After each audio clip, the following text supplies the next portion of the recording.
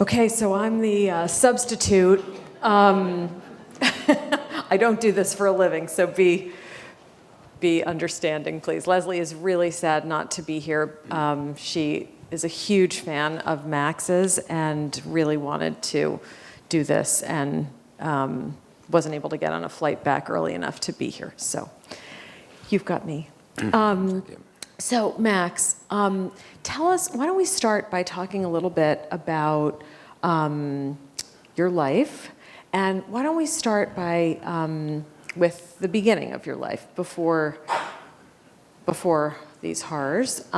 Tell us a little bit about your family, where you lived. I know it was Czechoslovakia, then became part of Hungary, but what was your life like, your home, your family, before the war?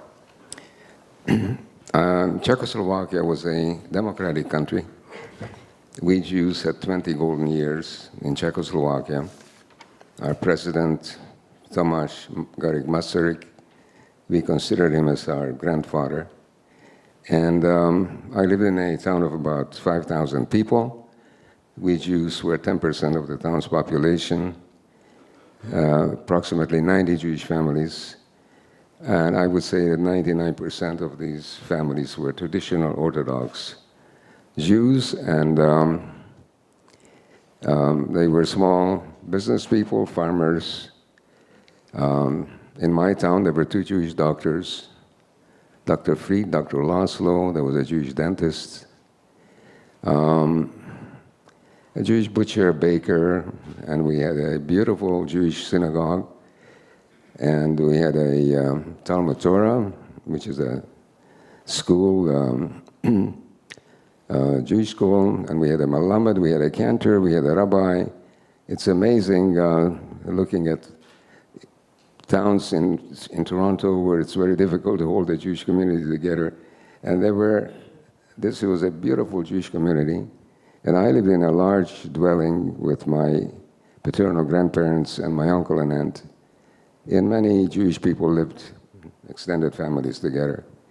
And that was truly a wonderful way of growing up.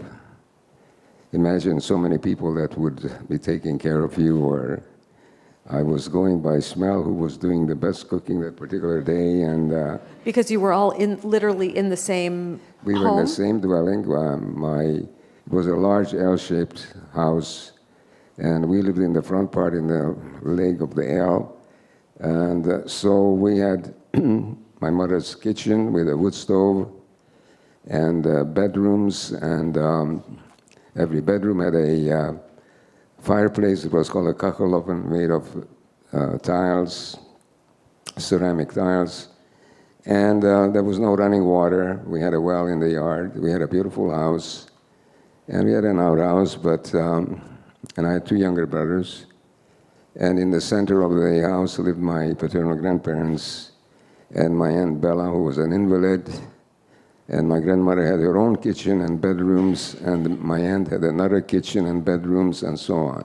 Hence the kitchen choices. So lots of choices. And whenever I think of Fiddler on the Roof, he said how lucky he would be if he could have so many chickens.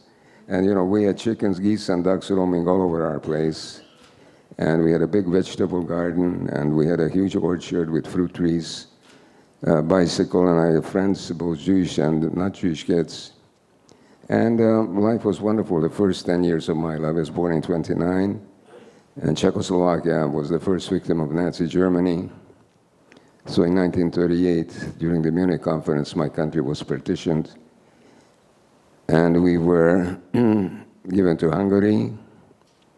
And we knew that we were in mortal danger when this happened, and 1938 was too late for Jews to leave, and finding out much later, and there was nowhere that people would take Jews in anyway. So this was our catastrophe in Europe. And so when this happened, you go from a democratic lifestyle and to a fascist country. Hungary was a fascist country. And I remember so vividly in 1938, my father had a crystal radio, and somehow he managed to find out that Hitler was making a very important speech in Berlin, and I remember all his friends. My father must have been in his late 30s. They all came to our home to listen to this radio speech. We spoke, I'm an ethnic Hungarian. This is the language we spoke in my home. I had to learn Slovak when I started school, and we spoke German, so we were bilingual, trilingual.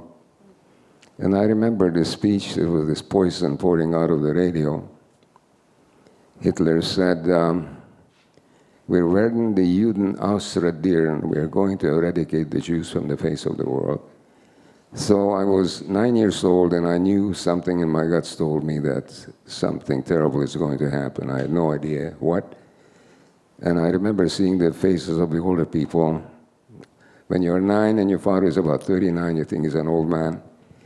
And they were sort of green in the face, and this was the tragedy of Czechoslovakia. So these edicts were being posted in my town. We Jews were marked, we were numbered, we were in school. Hungarian teachers made us sit in the back row of the classroom. We were segregated. Fights every morning going to school. We were less than 10% of the student body. And other edicts were being posted on a daily basis. My father's Jewish businesses were confiscated. This was the BDS movement, sort of, boycott the West Jews. And so my mother had a helper whose name was Anna. This was one of the edicts. The Jews could not employ non-Jewish people. My mother had her hands full. She became a single mother because in 1941, all the able-bodied men had to report to labor battalions. So every breadwinner in my town of Jewish families, the breadwinners were taken away to labor battalions for many years. And then an edict came out that Jews cannot employ non-Jewish people, so Anna had to leave. And she didn't want to go, and the gendarmes arrived, and they bodily removed her from our home. So I'm just thinking of the changing scene for my mother, how her handling this whole family and looking after 3 kids, and eventually in 43, she gave birth to a little girl. And that was not a good year for a Jewish mother to give birth to a Jewish child. So I remember how her job became so difficult. And we all had to sort of pitch in. And I was 12 and a half years old. We Jewish kids were thrown out of school. And my mother, in her wisdom, sent me away to the capital city of our province, Košice. It was a large city, and I became an apprentice working in a fur shop. And so looking back, my mother truly was my guardian angel. She made sure that we always had good shoes, good winter boots, made sure that our ankles will be strong, and she fed us a balanced diet. And all these things, and I cannot imagine how she did all these things single-handed after her helper was gone. And my grandfather, who was truly a man of the land, all the grandfathers in my town, they fought in the First World War in the Austro-Hungarian Empire. These were men from the country. They knew animals, so they were all in the cavalry of the Austro-Hungarian Empire. And every grandfather had a beard like Emperor Franz Joseph. My grandfather taught me a lot of work skills and life skills. And my uncles, who were on my maternal side of the family, they lived in Slovakia. So I think they taught me a lot of things which really, I think, helped me survive the 1 year that I was incarcerated by the Nazis. So in 44, in 43, my Aunt Bella, who was an invalid, she died. In hindsight, it was truly a gift from God. I cannot imagine how we would have coped with her a year later. She taught me how to read books. I was able to read. I read all the books by Jules Verne when I was 6 years old. I was able to read very early age. And I just loved books ever since. And she was the only member of my family that was buried. Casket was made from my grandfather's lumberyard, and she was buried in the cemetery. And And the rest of the family who were deported, we wound up being deported on the first day of Pesach, of Passover, in 1944. I was going to ask you about that because you had a Seder that evening, and as you are obviously seeing, his memory is unbelievable for detail, and when you all read the book, if you haven't already, there's many more. But anyway, so yes, tell about the Seder. Looking back, 1944, imagine Jews in Hungary. There were about 700,000 Jews in Hungary. We didn't know what was going on just across the Carpathian Mountains in occupied Poland. And this has got to be a message to us forever. Not knowing was a terrible thing. Who would have thought? My grandfather said, Austro-Hungarian Empire. I mean, Jews were emancipated by the Habsburgs. They would never do things like that. And I keep saying today, when we know a lot of things that are happening and we do nothing about it, that's a terrible mistake. So we were celebrating Passover. We had ample food in 44. We heard certain things, but, life went on. And my father and uncle were home. That was truly a miracle. They came home for Seder from the Liver Battalion. They were somewhere in the southern part of Hungary, which was accessed by Hungary from Yugoslavia in 1939. And there was a beautiful Seder. My little sister was about 9 months old, and we sat around at this beautiful table. And, the drill, the Manishtana, they asked the 4 questions, and we tell the story of the Exodus, and we retired about 12 o'clock. And we knew that next morning we'll walk leisurely to the synagogue, and we'll celebrate the second Seder, the second night. And so that night, the first night of Seder was on a Shabbat night, on Friday night, and so it was Shabbat and the first night of Passover. And my father and my grandfather, my uncle, they were out in the yard about after dinner, and we're talking. And my grandfather said, if we manage to hold out another 4 or 5 months, we're going to be liberated by the Red Army. We Hungarian Jews were that close. And truly, about 4 months later, after we were deported to Hungary, the Red Army arrived from the east. Early morning, 2 gendarmes broke our gate and kicked in our door, and they were yelling and screaming. They don't have to provide a warrant to come and, they simply kick your door in. Hungarian gendarmes are a very crude bunch. They have a big black fedora hat with red rooster tail feathers, and the big gun with a 2-foot bayonet fixed, and they were yelling and screaming, if you have any money or jewelry, hand it over, because where you're going to have no need of this. And you wonder what he's talking about, and my mother had a baby in her arm, and she told us to put on layers of clothing. And my father said, put your boots on, the winter boots on. And they went into the quarters of my grandparents to see how they were doing. My grandfather was 77 years old. He was a very big, strong man. My grandmother was 75. She was a very petite little lady. And we were hauled out from our home. And in this tumult, we had an Alsatian, a guard dog whose name was Farkas. In Hungarian, it means a wolf. He knew that terrible things. This was a terrible encroachment, he would not. They tried to shoot him, these gendarmes, and a neighbor came running in, and her name was Iliklinka. She was a Christian lady. And she said to my mother, Ethel, where are you taking this baby? Why don't you leave the baby with me? I think about it, I can hear it, and I never could stop wondering about it, that my mother left my little sister, would she have survived? We will never know, but we know history. Many Jews in Poland, in the ghettos, when the ghettos were being liquidated, they gave their children to Christian families. And they all survived, I would say, most of them, and their parents didn't. So, and then you're hauled out, and 500 Jews are put into a school, 2 schoolrooms, and you spend the second night of Passover instead of having a Seder at home on the floor in a schoolroom. And the next morning, 500 Jews are assembled in the schoolyard, and they have their exodus, leaving town forever, never to come back. So it was set up like a parade by the gendarmes. Imagine Rabbi Tannenbaum, an elderly rabbi, a gentleman with a long white beard.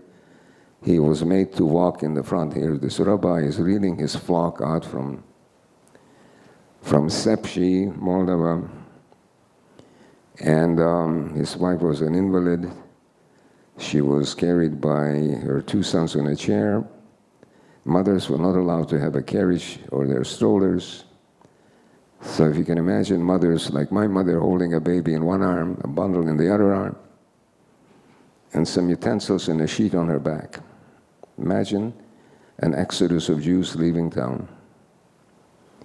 So 500 Jews were taken away, and 480 didn't come back a year later. Less than 20 of us survived from my town. There was one mother with two daughters. So we wound up in a brickyard, terrible conditions in Kasha.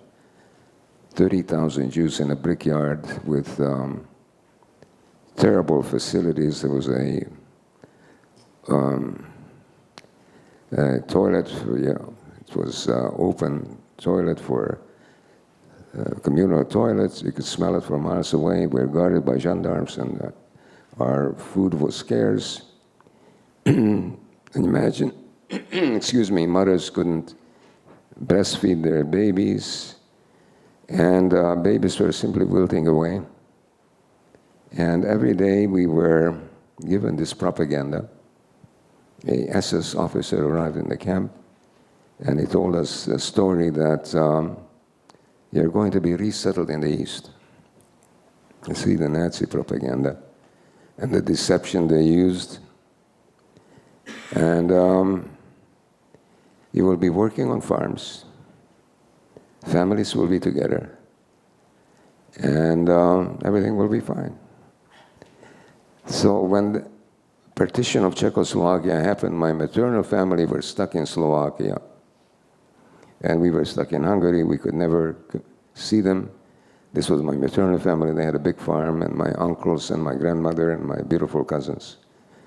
Slovakia was the first country in Central Europe to deport the Jewish people.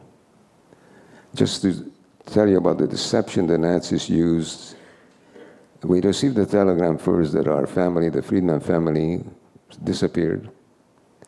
We were devastated. My mother was devastated, Her brothers, sisters, her nieces, nephews, and her mother were simply disappeared from the face of the earth. We didn't know in 1942 what happened. And a few months later, postcards arrived in my town, like my mother, and there were many other mothers or fathers who came from the Slovak part. A postcard arrived. It had a German eagle on it, and there was a stamp on it. It said General Government, because that part of Poland the name was changed to General Government, Lublin district, and the message was, we the Friedman family, we're all here together. We're working on farms, and we are awaiting your arrival. Only years later that I found out that all these Slovakian Jews, my family, were taken to this death camp in Majdanek before they were put into the gas chambers. They were forced to write a postcard to their families in Hungary. So here I am listening to this SS officer, and I kept thinking that I'll meet up with my beautiful cousin somewhere near Lublin. You see the deception, how it works, and unfortunately. So we arrived in a cattle train. It's like a cattle car that you see outside here. Imagine 100 people. It's a journey that you cannot describe. Initially, they put in a pail of water and a pail for a toilet, and the doors were locked and bolted down. And the water was never replaced. The toilet was slopping on the ground. It was a mess. It was a terrible thing. My journey was about 4 days and nights. Think of continental Europe, the entire landmass. Train tracks leading from Brussels, from The Hague, from Amsterdam, from Rotterdam, from Paris, from Rome, from Berlin and Budapest and Bucharest, all the way to Saloniki. Locomotives pulling tens of thousands of cattle cars like that with their miserable human cargo to the death camps in occupied Poland. Millions of Jews were hauled in this way, and not a single transport was sabotaged by any one of those countries, even though they were occupied. Many had underground. Not a single train was sabotaged. You know, there's a documentary that just came out, I think, yesterday on PBS, bombing Auschwitz. Well, that was one thing, but what about the transports from occupied? But on this transport, you have no idea where you're going, correct? No. Do you continue to think, did the deception continue that you were going to this lovely farm where your whole family was going to be together? We didn't know. I can tell you, by the second day, we all knew that we were in real big trouble, that this is not going to be a place of work or whatever. I mean, it was the worst. I mean, you know, the degradation of humanity was just so visible, you know. And, I mean, it was the worst. I never saw my mother, and there was a din, and there was a crying, and there was screaming, and the babies their cry was gone. They couldn't breathe anymore, and you can write a book of what it's like to be locked in with 150 people, 100 people. And then you arrive on the platform, and you're totally a zombie. You can't think because they keep telling you misinformation, deception. Don't worry about your bundles, you'll have it delivered. You will see your families tomorrow. They're being taken for disinfection. And there's a selection. The women and men are separated. It's done very fast. As a German guard, an SS guard, said today, when I was at his trial in 2015, we had to do these things very fast in an orderly fashion when Hungarian Jews were being brought. In less than 3 months, in 450,000 Hungarian Jews were gassed in Auschwitz in the last year of the war. So these trains were arriving around the clock. Around the clock. I understand, right? You arrived at night. I arrived May the 8th in the middle of the night. We were all out on this platform.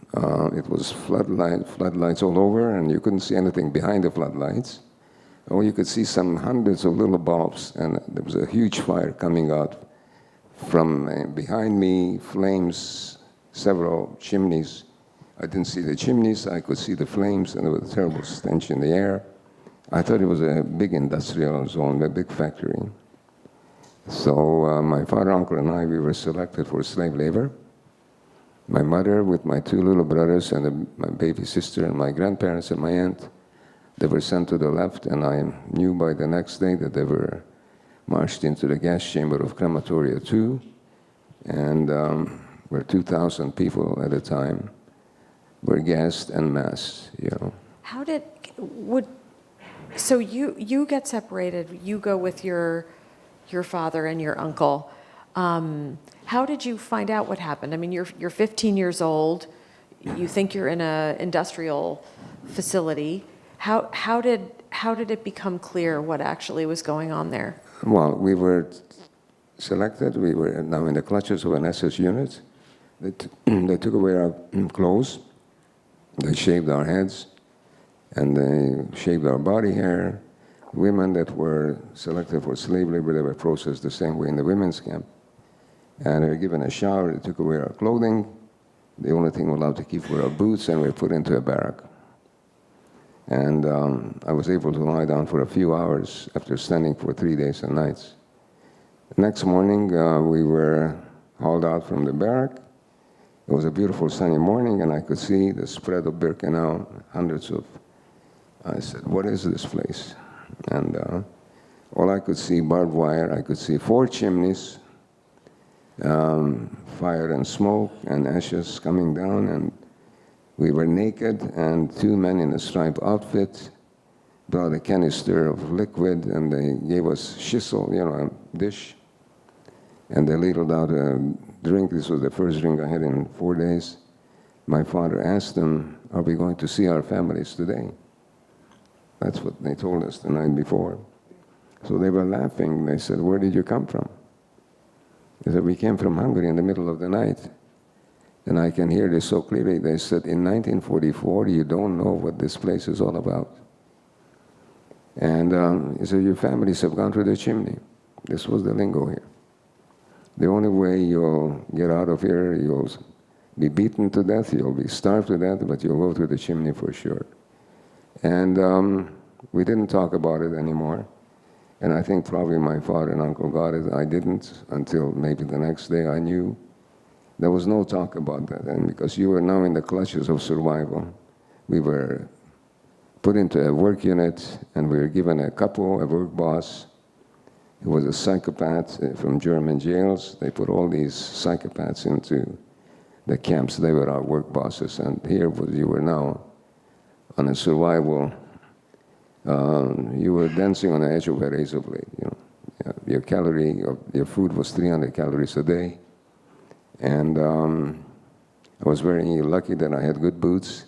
Boots became a big thing because you had to march every day to work and back 10, 15 kilometers. And your body was fast disappearing. You had to cope with all kinds of things that were happening to your body. And you really had my father and uncle not been with me, I don't think I would have survived 2 weeks, even though,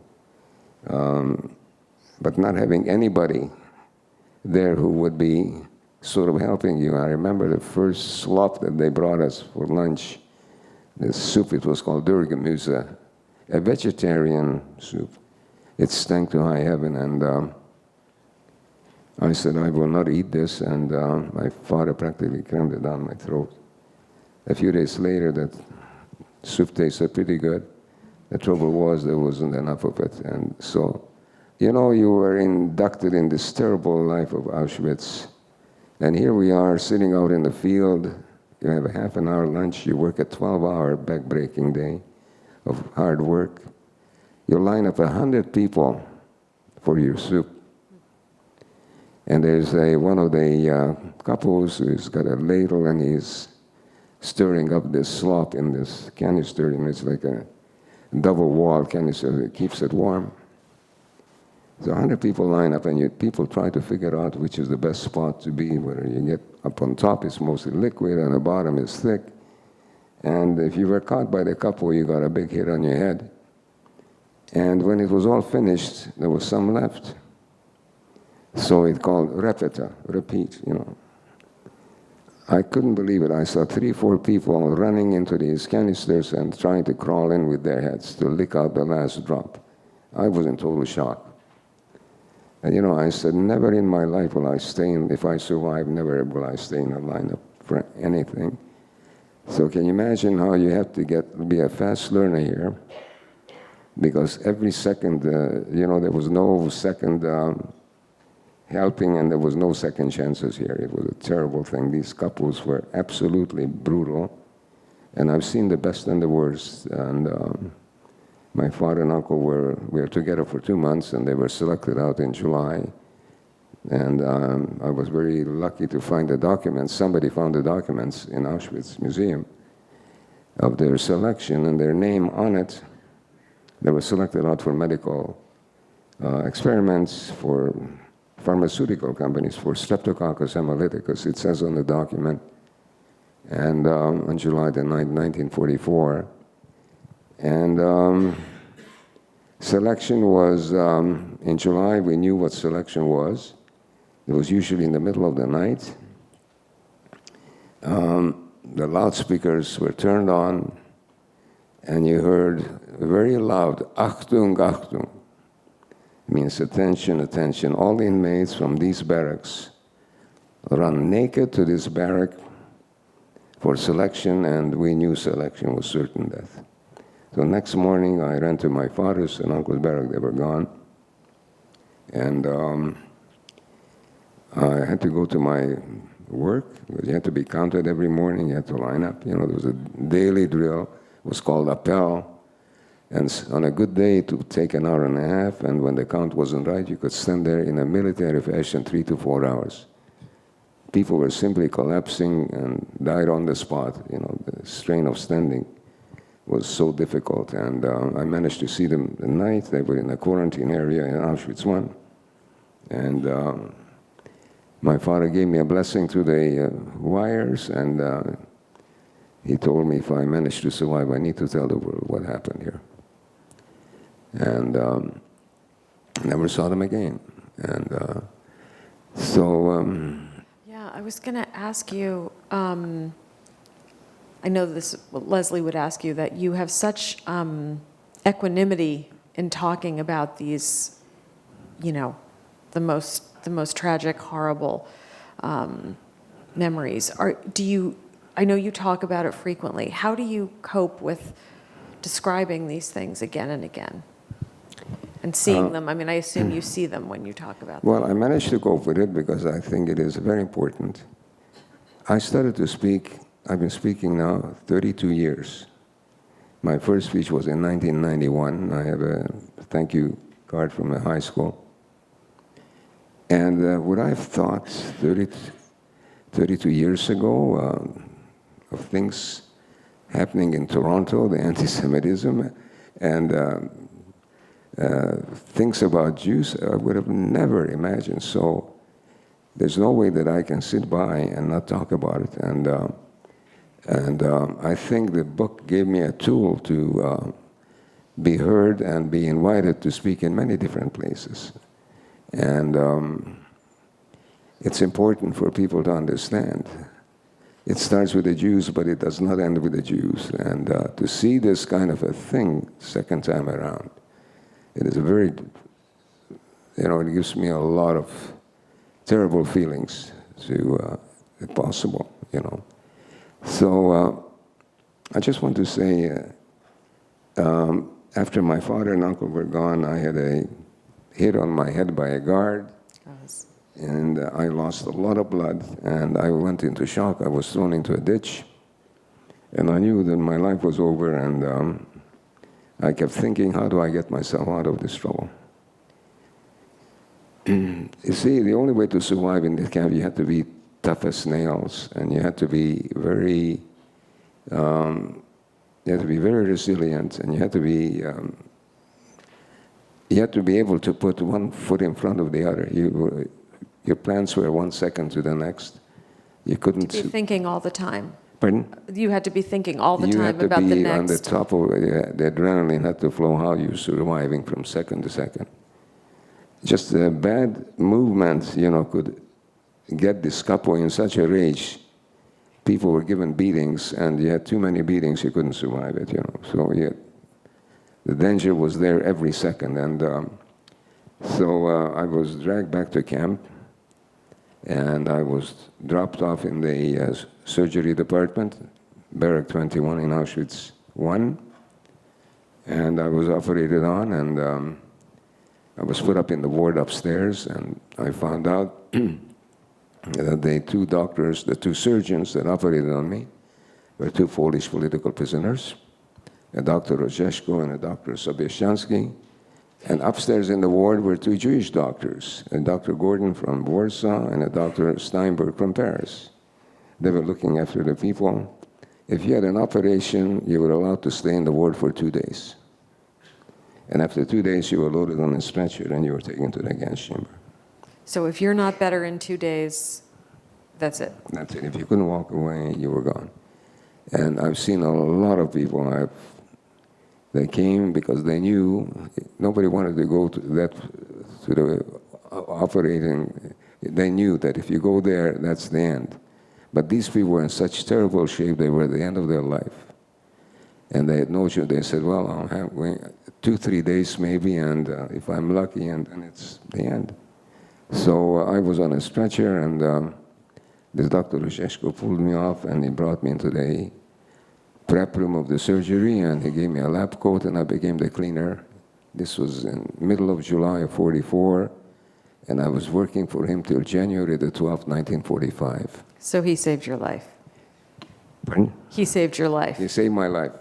And definitely, had he not done this, I wouldn't have survived, because I would have been either taken away to the gas, or if not that, I would have had to work outside in the cold and the fall. And Do you have any idea what he saw in you, or if it was you Well, were there when he needed someone, or I was know- there some connection? I think I write in my book, there was a Polish medical student who was working, doing the, he was sentenced to go to Auschwitz for 1 year. And he was there for 1 week. And maybe there was some discussion with Dr. Gordon and Dr. Steinberg, because these people talk to each other. So maybe that was they needed somebody young, and maybe that was it. I will never know. So you're 15 years old, and you're in charge of I'm cleaning. in charge of an operating room and getting people prepared for operations, and cleaning and getting instruments cleaned. And I learned fast. I had to polish and sweep and clean, and taking the bloody sheets next door to the washerai. The laundry was next door. And you know how an operating room has to be run. It's a lot of work. Everything has to be sterilized. The clothing I pick up at the at the laundry has to be folded and sterilized. And you're washing instruments for hours after a whole afternoon of operations. And everything had to be sparkle and be clean. And I've seen a lot. And so the thing was that Polish political prisoners who were not Jews, they were allowed to receive 1 parcel a month from home and 1 letter. So this was a difference, and I found out many years after, Dr. Rozheshko when he survived, he went back to Auschwitz and he made a deposition. And there was an underground in Auschwitz, and Dr. Rozheshko was a very big part of this underground. I had no idea what was going on there. So, I was going to ask you, skipping way ahead, you had no contact with him immediately after the war, but later on, you established some connections. I wanted to ask you about that. yes, Eli knows my story, and he kept asking me, he says, let's find out.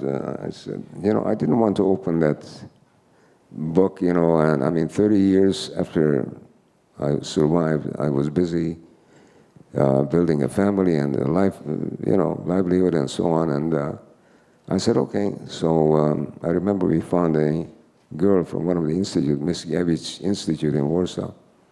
And I told her the name of the doctor, and of course that was easy. She just went to Auschwitz, and there was Dr. Rozheshko. All his records were there.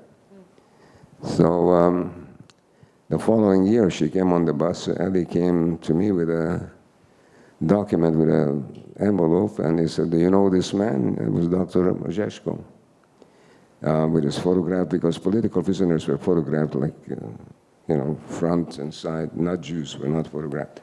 So I said, well, maybe you can track down the family, and he found the family of Rozheshko. And one day I had a phone call from Warsaw. There's a fellow, he says, my name is Tomasz Baluk, and why are you looking for us? And I said, well, I'm just wondering whether are you familiar with the name Dr. Tadeusz Rozheshko? He says, yes, that's my grandfather. And we met the family, and so when I go there, I see them almost every time I'm in Poland. And his granddaughter has a 6-year-old little boy whose name is Max, and a smart little boy. And really, he says to me, Max, did you have money to go to Canada on boat, Because they know the story. I mean, it's interesting. I mean, Dr. Rozheshko, I know this now, he was in Auschwitz because he was arrested by the Gestapo. His wife was a dentist in Radom, and they were hiding a Jewish family in the stable under the horses. Really? Yeah. I did not so, know that. these are the things that are happening. people have different point of views. And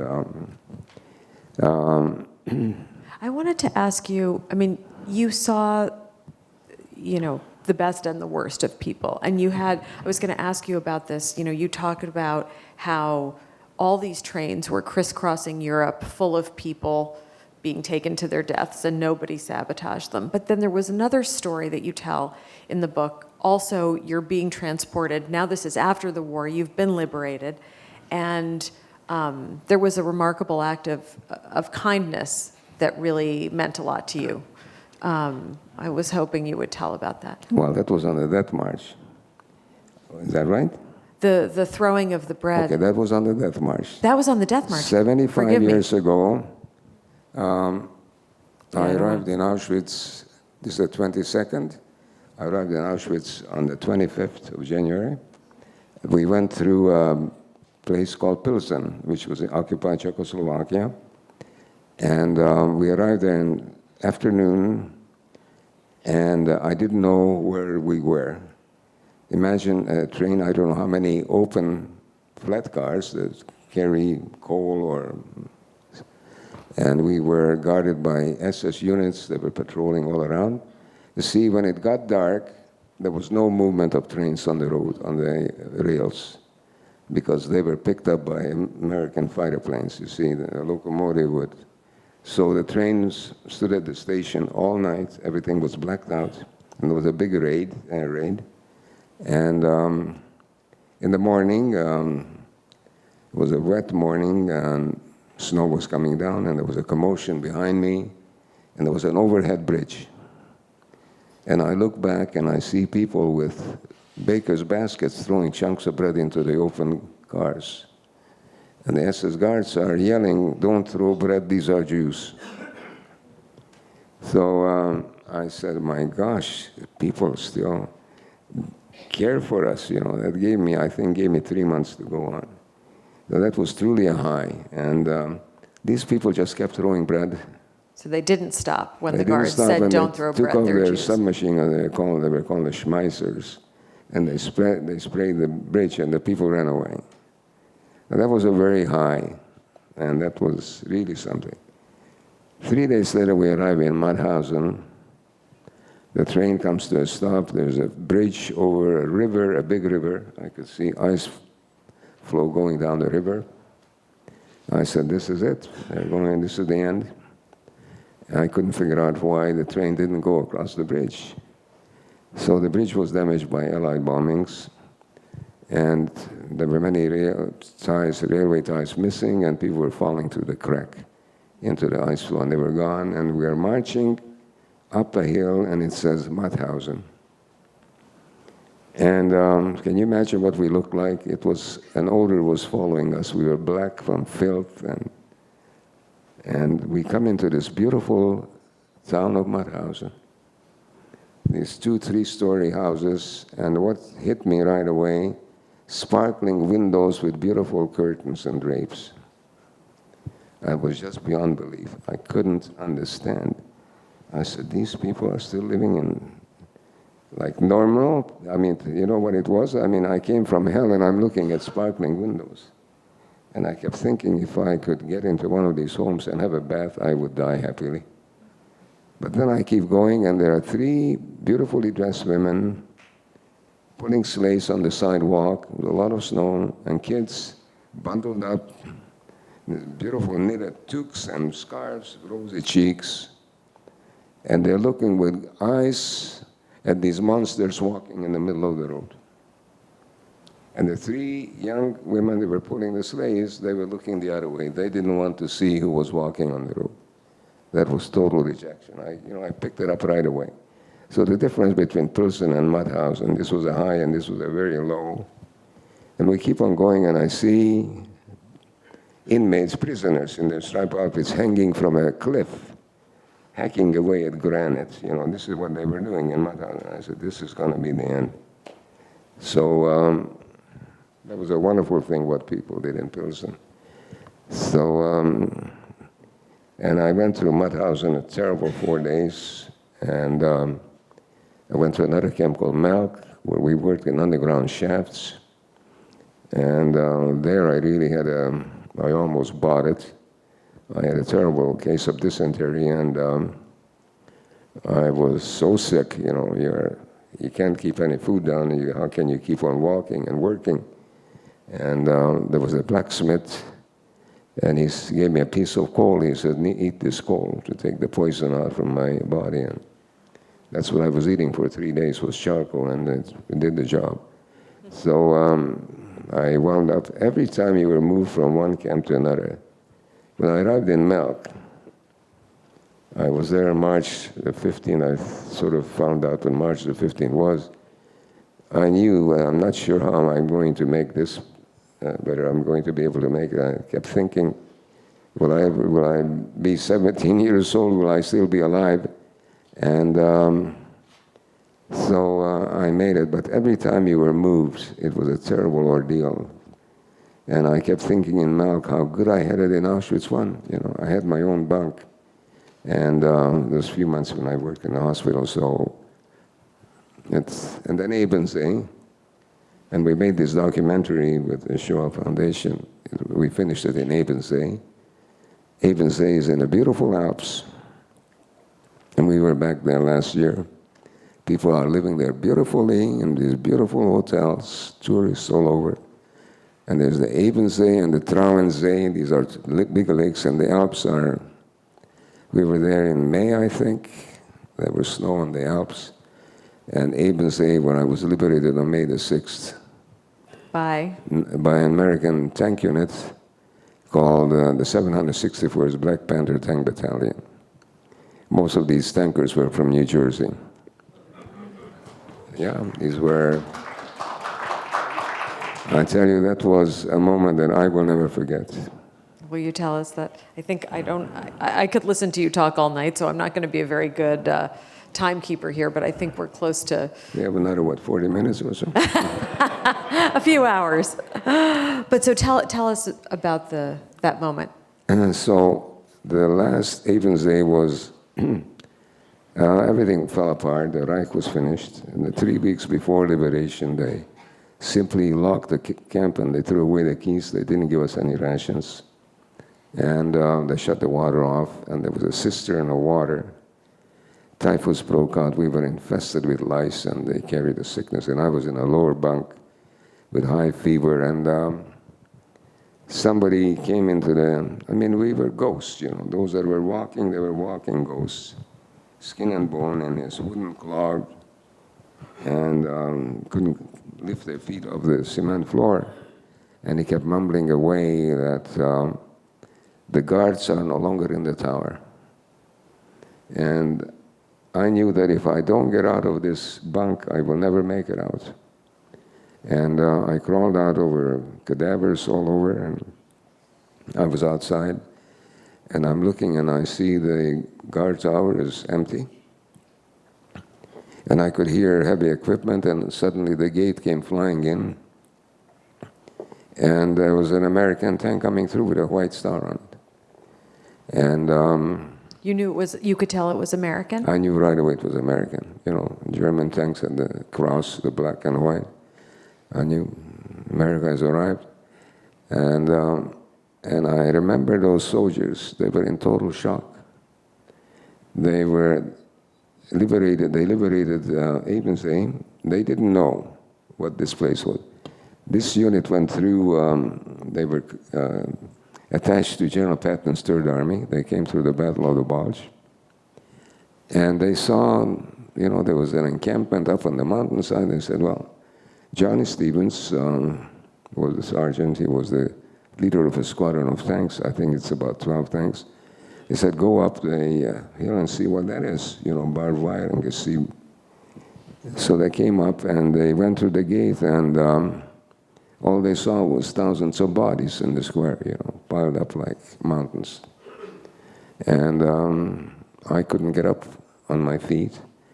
And these ghosts were coming to the tank and trying to touch the shoes of these soldiers. And these soldiers, they tried to lift themselves up higher on the turret, but you can only go so far, They didn't know who these monsters are, It was, and they had to keep on going because They liberated Gunskirchen and Mauthausen. And there was another American unit that came to administer the camp. And it was very difficult for them to cope with it. I know many people that were given food after they got a pot of food, I think it was some meat, stew or something, and they ate the stew and they simply dropped dead. Their stomachs ruptured because we couldn't keep down any food. The irony was that we were dying from hunger before now when they gave us food, and we had issues with that for years. I know on my way back home, it took me a month. We made stops in every town where they gave us a piece of bread and a piece of salami, and we had to eat it because we figured tomorrow. And whenever we ate, we were in real trouble, you know. So we had to be fed with an eyedropper, and so it was a real mess. And so you were liberated, but you were really not free. And the announcement came out, and anybody that wants to go to Czechoslovakia, tomorrow is the last truck is leaving. And so I was at the gate, and I kept thinking, where am I going? I knew I had to go because the camp was closing. And so I arrived home, and I was in terrible shape. I was retaining a lot of water. I don't know what was wrong with me, but it was not good. And the clothing we had, all the clothing that the Americans found, a huge storehouse of Hitler Youth shirts and corduroy breeches that the Hitler Youth wore, and boots. And I had a Hitler Youth shirt and a corduroy breeches that I had to cut down because my legs were like that. I was full of water.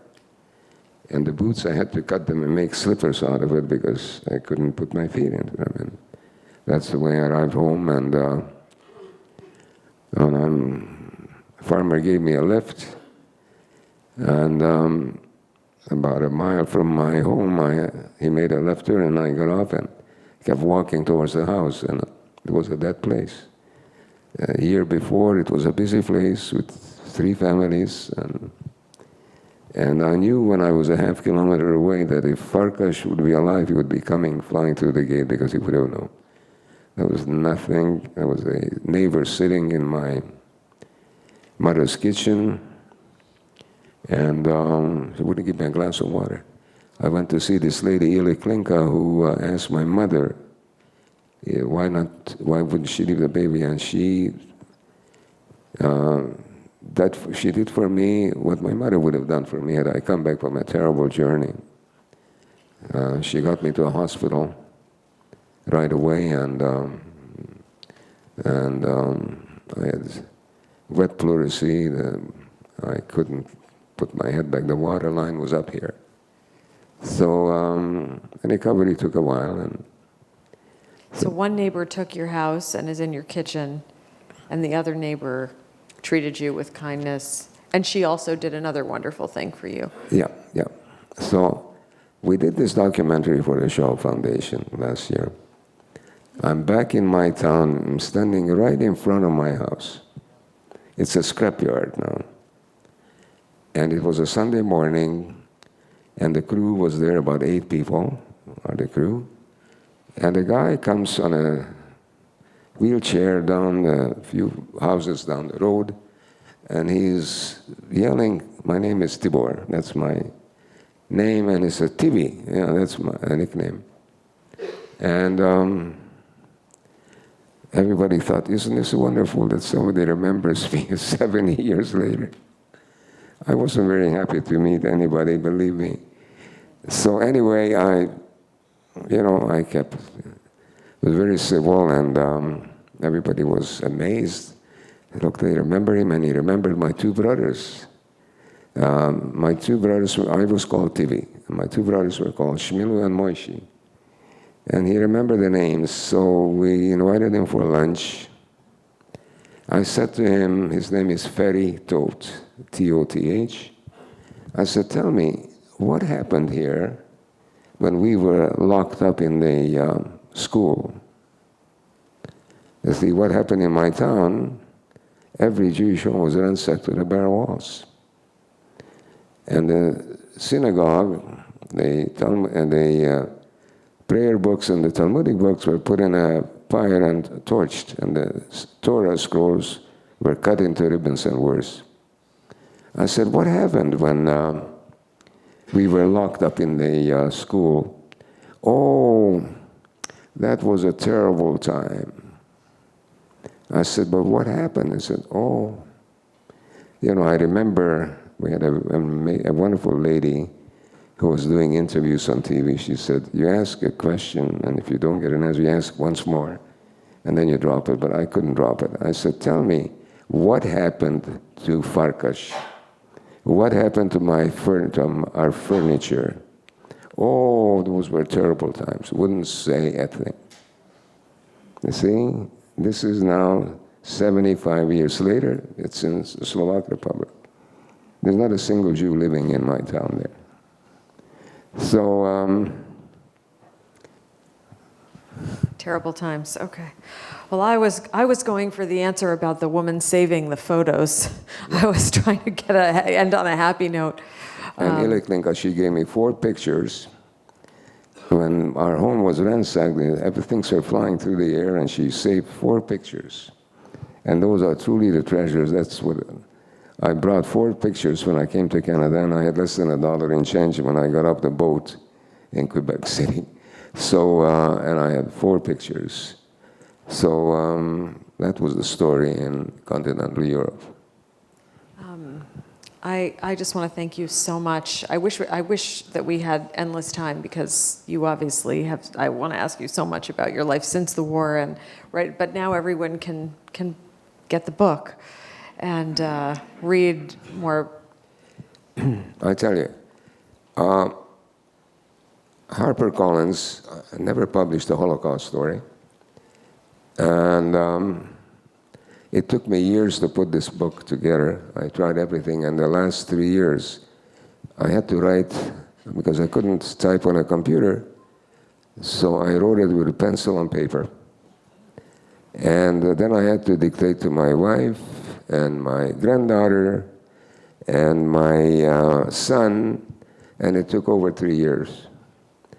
And I had a professor from university, Western, who did the editing. It took me 3 years to do this. And it was finally done in 2015 in early April. And I phoned the editor of HarperCollins, whom I met years before, who came on a mission with me to Poland, another group. I said, I have my memoirs done. Can I send it to you? I simply want to know if it's worth anything. He said, I'll be back in 2 weeks, and I'll find out. What do I know about editing and, publishing a book? So he said, well, send it, and, I just push a button, and it was gone, and I forgot about it. I was getting ready to leave Sunday, and this was Tuesday. I think 2 days later, I had an email that they would be honored to publish my memoirs. I simply almost fell off the chair, so. And my book was a finalist for an award, RBC Taylor Award, and this year Canada Reads, and I think it's a very important book at the right time. It gave the book tremendous publicity in Canada. I mean, I get letters from country from the Atlantic to the Pacific, and I think it's very important. It's the right book for the right time, and we need to be aware of what is happening around us. And, we cannot repeat the same mistakes. It starts with Jews, but it does not end with Jews. And when students ask me, what can we do? I say, you need to stand up. You need to say, we will not allow you to do this, not in my school, not in our cities, not in our towns, not in our country. This is not a Jewish problem, this is everybody's problem.